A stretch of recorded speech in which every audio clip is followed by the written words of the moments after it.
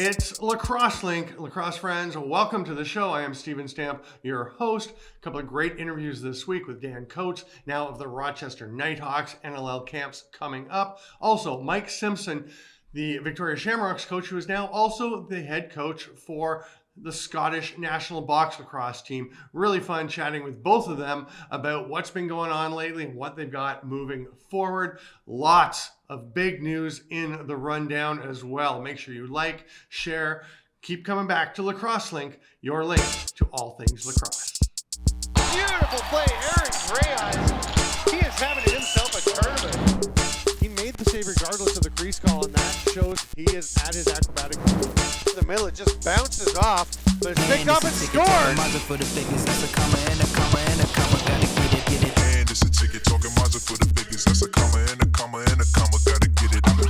Welcome to Lacrosse Link, Dan Coates of the Rochester Knighthawks. I'm still getting used to that. I'm sure you are. Great to have you on the show. Yeah, thanks for having me. I appreciate it.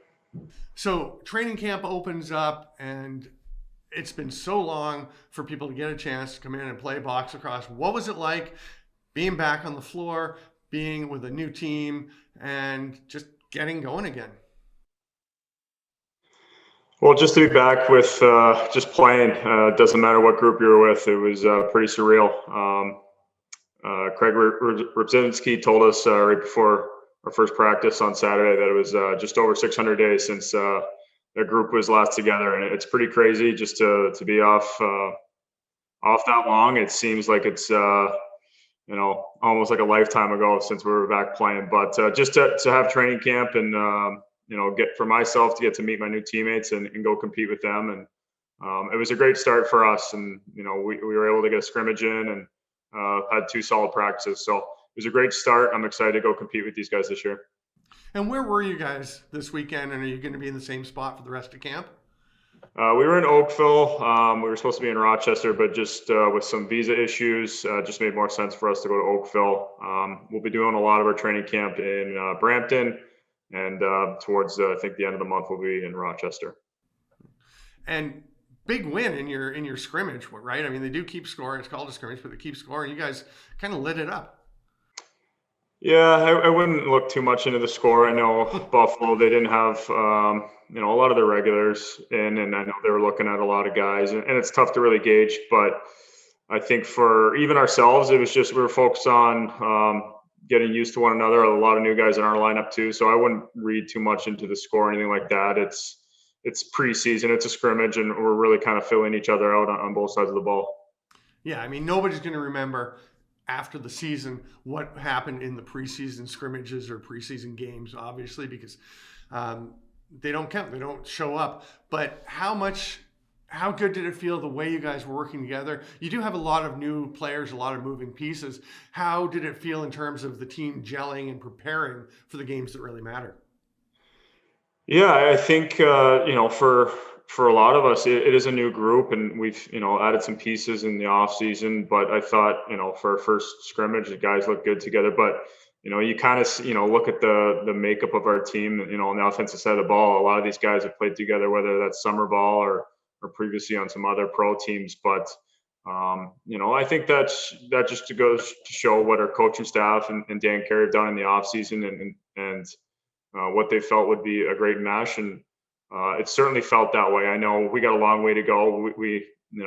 There's a lot of work to be done, and ultimately where we want to be. But I thought for being around the group for this weekend for the first time, it was awesome, and certainly a great group. And again, I can't wait to start working with these guys day in and day out. A bunch of new pieces on the defensive end, starting with Evan Kirk in net, coming as a free agent, yourself, Matt Gilray, Ryan Smith up front, the draft pick from last year who's coming in, just a bunch of new players, but especially in the defensive end. How challenging is it with a new goaltender and a bunch of new defenders to pull it together, and what's kind of the process, I guess, through camp of getting that unit ready to go for the regular season? Well, Mike Hazen and Pat O'Toole, they did a great job just kind of setting kind of the expectations for a D unit, already kind of throwing in some systems. So it made our jobs a lot easier just to have an idea of what we wanted to do. And that blueprint was stated from day one. And so we had a pretty good idea going into that scrimmage. We weren't trying to really guess how like the Matt Gilroy plays compared to myself. So we were all on the same page that way. And certainly having Evan Kirk behind us makes our jobs a lot easier. And you don't want to rely on Evan, but he is, he's won a championship in this league. He makes our jobs a lot easier. And it's not just that. I think it's just his presence. He's a leader out there too. And he had a great message for our guys after first practice. And, I've been fortunate enough to play in front of Evan in summer ball. And I just know what he's all about. And, he's a great competitor. And, we have a good mix. Like, we have some veterans, we have some new guys, and those new guys, it's fun. Like, it makes you, you're trying to teach them. And at the same time, when you're teaching them, you learn something. And I think it's a great mesh of what we have in our locker room. I'm curious, for training camp this year in particular, with the long layoff, it's always a balancing act for team front offices to decide how many players to have in camp, what kind of a look you want to have, whether you want to get down to your core, to your final roster pretty quickly and have time to install systems, get familiar, get everyone on the same page, or to have a lot of players to look at and have the most opportunities to choose who the players, especially usually bottom half of the roster, like filling out, which are such important roles. This year, it seems like it's got to be more challenging because you need more time to get people together and get systems in place because you haven't been together. But you've also got, for a lot of teams, 2 draft classes and free agents and just a lot of people to consider. How do you find that the team's striking that balance? Well, I can only speak on our behalf of our organization. And, I think, our management, our coaches, they've done their due diligence and their homework on everyone, and they know who they wanted to have at camp. And obviously they need to be fair for the opening weekend. And like you said, there's 2 draft classes that they've had there and are free agents. And so it's tough. Like it's kind of a balance, right? You want to get a look at guys, and at the same time, you probably have a sense of who that core group is. And before you know it, you're looking at the calendar right now, and we're a little over a month before our first game, and you have to start making those decisions early. We're kind of on, we're a little over a week before we're back together. And, the coaches have to make their decisions. And I think the players themselves made that hard on the coaches. And it was fun to be a part of. But again, it's tough on them. I don't know how they do it, but you want to say by, the end of this month, the 3rd or 4th week of November, we need to start having an idea of who our locker room is, what that makeup is, and who ultimately is going to be competing going into our first game in New York. Did anyone surprise you on the weekend? Maybe somebody you hadn't played with or just didn't know quite what to expect and kind of opened your eyes a bit over the weekend? A lot of guys, to be honest. It was pretty cool to kind of see the Peterborough connection up front with Shawnee. It was great to see Thomas Hogarth back playing, and I know what he went through with the knee injury, just to see him back and, seeing Katoni shoot the lights out. But, I was impressed with, Ryan Smith. I got to run with him a couple times over the last few weeks, and having Matt Gilroy back there, I didn't realize how big he was. I've had some planes with him in Team Canada on more the field side, but he's just a big body, great stick.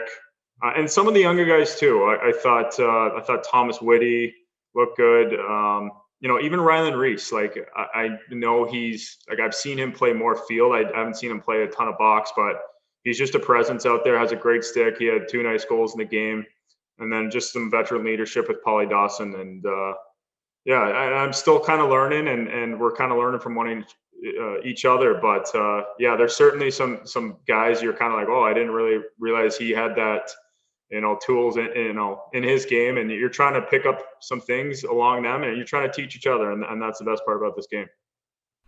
It's always great to catch up. It's been a while. Nice to talk with you, Dan, and really looking forward to getting back in the rinks, seeing you actually on the floor in the new uniform and seeing everyone playing. Thanks for taking the time to join us here on Lacrosse Link. All right. Thanks, Stamper. I appreciate it.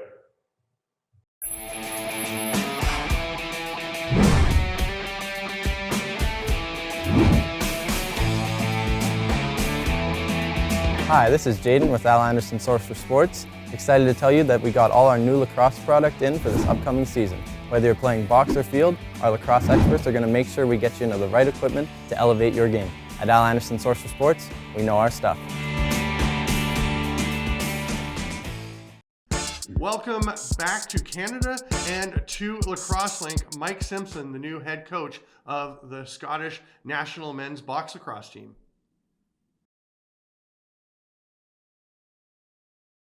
Hey guys, how are you? Good, good. I thought I'd lost you for a second there, but the trip I know you just took over to Scotland. You're doing trials for the team leading up to the 2022 European Box Lacrosse Championship. You're brand new to the club. You've got all the pandemic challenges. What was it like going and having your first chance to get together with these Scottish lads and start building your team?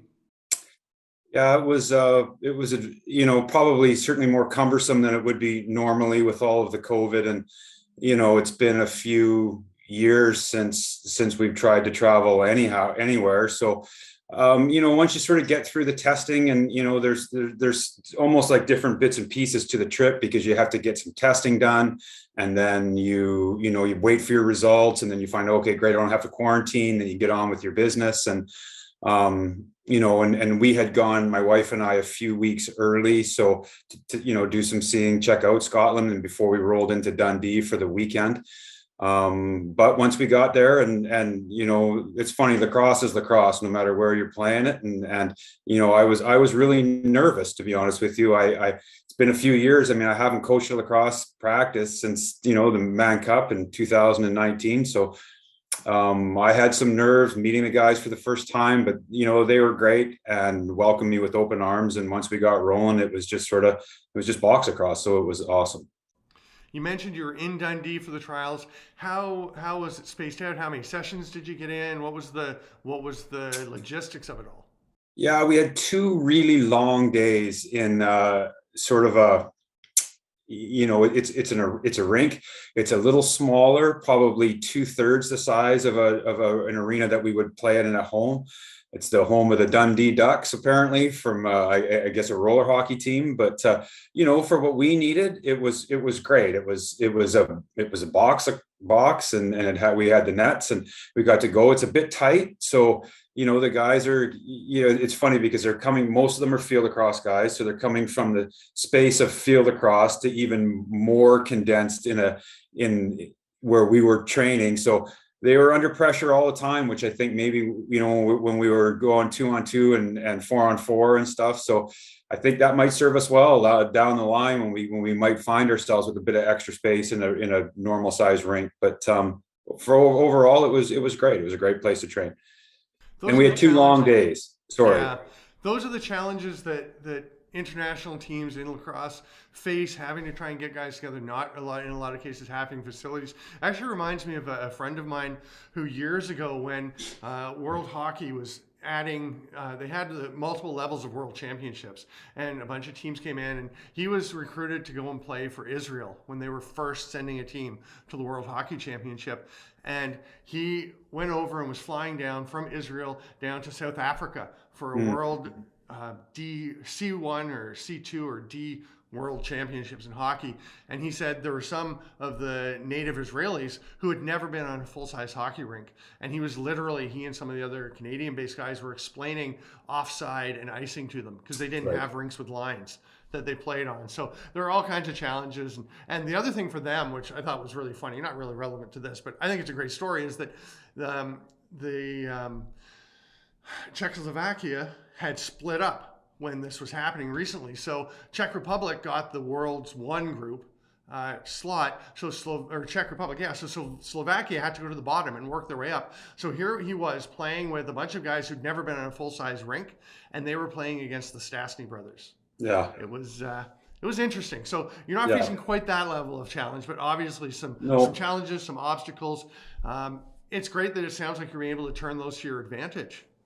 Well, I mean, I'm hoping, maybe down the road, like I say, that it's a challenge too, in that, we're talking about when we're defending, how far out we want to push out on a defender. Well, in this rink, you have to push out, because basically if they have the ball on the offensive end, I'm not sure they're not in a pretty good opportunity to score. So, it's a challenge in that regard, but for our offensive guys to be able to receive the ball and be under pressure right away and make a play with it and stuff, it'll serve them well down the line. It's, and offensively, we had a handful of guys that were pretty accomplished, and I was really pleased with the skill level. So, it is a bit of an obstacle, but at the end of the day, it's not a big deal for us. What's the process for putting a team together? I mean, Scotland did go back into the Worlds in 2019 after not having been there for a couple of tournaments. So they do have a program in place. So there are some players, but it's always, I know, a balancing act, a challenge to figure out how many folks in Scotland, how many native Scots you want, how many heritage players, like Canadian guys with the Scottish heritage, you want to incorporate, because you want to get the learning that players can get from them. Plus, they help boost the program a bit, but you want to develop players within the country. I know you've got Bob Hayes helping you out with the program, who you've worked with plenty. How are you guys and the rest of your group going about building this team? Yeah, I think, well, we're fortunate in that the first tournament that we're going to get ourselves into is the European Championships, and based on the time frame there, it sort of limits the heritage players that you can bring in. Certainly because it's in conflict with the WLA and the Major Series and the PLL, and so the bulk of that talent probably won't participate in the European Championship. So we're going to go with a strong domestic group and fortify it where we can, of course. But, I think the idea being to grow the game in Scotland as most as we can. And I don't know that bringing in 15 North American guys would be the way to go and do that anyhow. So we're not looking to do that. We're looking to grow the group. And like I say, I was really pleased with the 12 to 15 guys that we had, domestic guys that are really, really solid players and keen to learn and super coachable. And, we're totally prepared to take our lumps with that group. And when I say that, I say, I'm not sure that we're not going to give out some lumps too. I'm pretty comfortable with the group that we have. So, moving forward, we're going to try and build it as we can. And, we've made no bones about it and let the goalies know we're probably looking to find a Canadian goalie if at all possible, or American goalie with box experience. I think that will serve us well. We had 3 goalies at the trials and geez, they faced 10 hours of rubber in 2 days and didn't, and we're happy to do it. So we have great guys within Scotland, but certainly I think for something like the European Championships, we're going to want to, lock down that spot with at least 1, if not 2 North American guys. But we've been very open about that. Everybody knows it. And, but for the rest of it, we'll take our chances with what we have. I like it.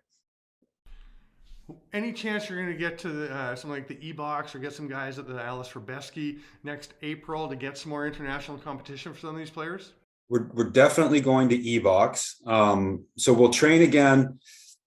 Probably maybe in December, we're going to see, but we're going to train again in February with England and sort of together. And, Walt and I'll sit down and probably have some discussions about that. And so we'll do that. That'll be our next sort of significant training where, all the coaches are there and we're sort of running them through their paces pretty well. And then we are going to put a team in EBox for sure. And so, which for me will be great because it'll be my first sort of taste of European lacrosse, to be honest with you. I'm, 3 years ago, if you'd asked me, I'd be in this position. I probably wouldn't even know what you were talking about. I didn't even know about that Alice Resby tournament until about 4 months ago. So, which is bad on my part, I guess, but I'd been out of the game for a while. So, I think for these guys, that's where they're going to come miles, I think is in that type of surrounding and with our guys coaching them and doing the things that we're asking them to do. But I am really looking forward to that tournament as well. I think that's where the rubber will hit the road for us for sure. You mentioned that you went over a week or a couple of weeks early with your wife to do some sightseeing, which is one of the great things to do when you are traveling for lacrosse to Europe, to wherever, to take advantage of it, to see some new things. How was that travel? How'd you enjoy it? Lots of locks and castles? A few locks and castles, a few pubs. But overall, just the landscape. It's funny because I'm super fortunate to I live in Victoria, which I think is one of the most beautiful places in the world. And then I go over there and I get a whole new. It's different. It's some of the landscape there is like nothing I've ever seen before. It was really beautiful, and the people were great, super friendly, and so it is working out nicely in that regard, and I'm super fortunate to be able to go for something that I love, which is the lacrosse, but it gets me out of the house, which sort of makes my wife happy because she loves to travel. So all those times in the rink are paying off for me now, I guess. And she certainly deserves the right to go and see some other parts of the world. So, and if lacrosse is the reason it gets us there, well, then that's great. My now wife, we actually just got married last weekend, but my wife Carrie and I actually got to go to Prague. I'd been once or twice, and then she got to come with me, and it's so great. She had so much fun meeting the other lacrosse people there locally and coming from all around the world at the Robeski. It's so much fun, and glad you got to experience that, and glad you're able to come on. Really appreciate your time coming on Lacrosse Link. Hey, anytime, Stephen. I'm glad to be here, and looking forward to what the next year brings for Scotland lacrosse. So it should be fun.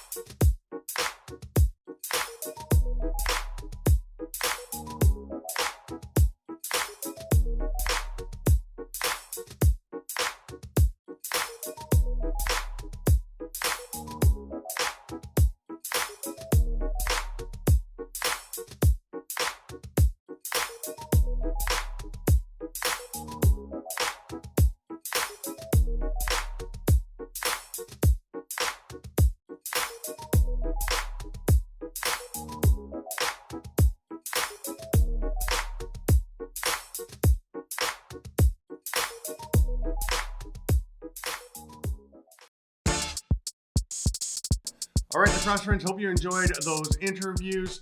I think they were great. Really had a lot of fun speaking with the guests this week.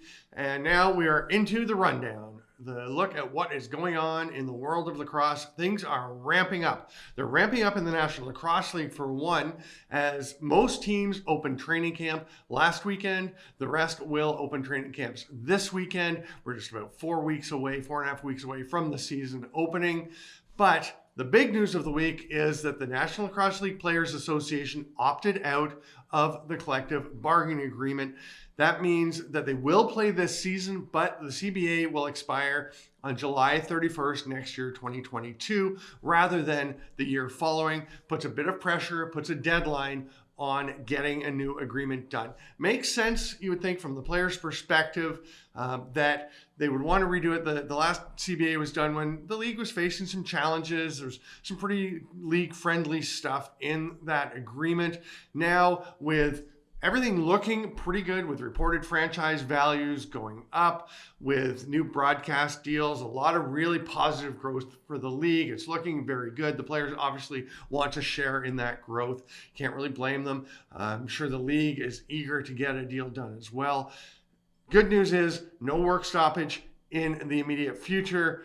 And the league, the PA, has put out an announcement saying, we in the league both see this as an opportunity to get a deal that's going to be good for both sides done sooner. So no cause for alarm, but it does set the clock ticking towards needing to get a new CBA done. Big news from World Lacrosse.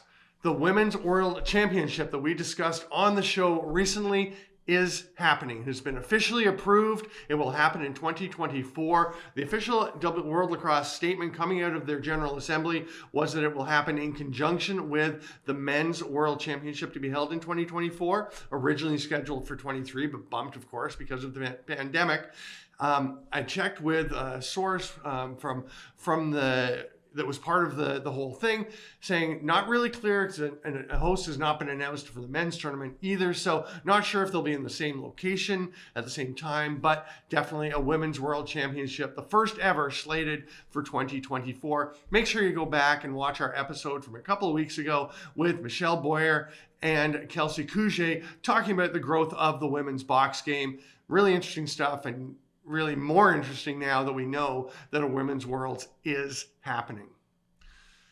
Another interesting development, the BC Junior A Lacrosse League has held their draft lottery. Really cool approach, I think, to handling the problem of nobody having played very much over the last couple of years, not really having a good way to rank teams to see who should be picking first through last. What they did was, for a 6-round draft, held 3 draws. The first determined the order for the first 2, with the team that picked first in going 1 through 8 for the teams, the way they were drawn, and then reversing for the second round. New Westminster wound up with the first pick in the first round. They'll have the last pick in the second round, and the teams that go, second in the first round pick 7th in the second round, etc. They did another draw for the 3rd and 4th rounds with the same manner, and then they did another draw for the 5th and 6th rounds.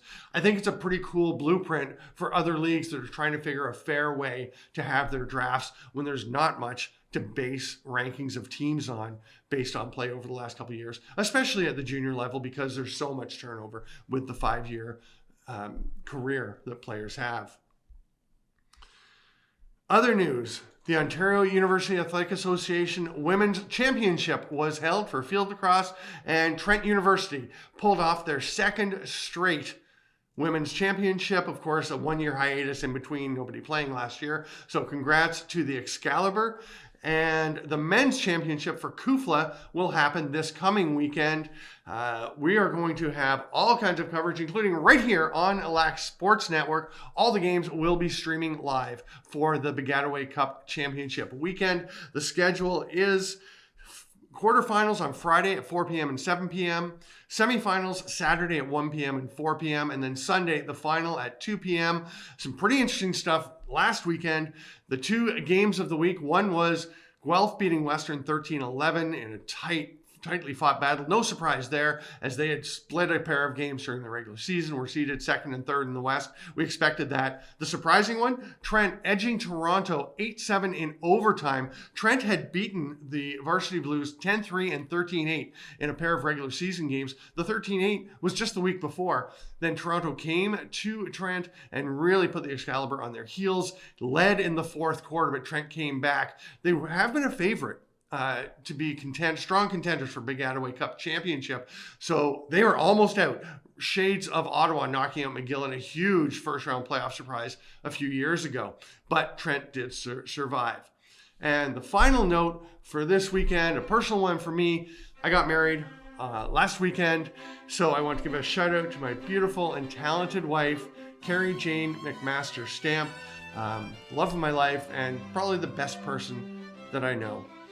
Actually, I'm pretty sure she's the best person I know. So all my love to Carrie, and thank you, lacrosse friends, for being with us. Please make sure you subscribe, like, share, let everyone know about Lacrosse Link, your link to all things lacrosse.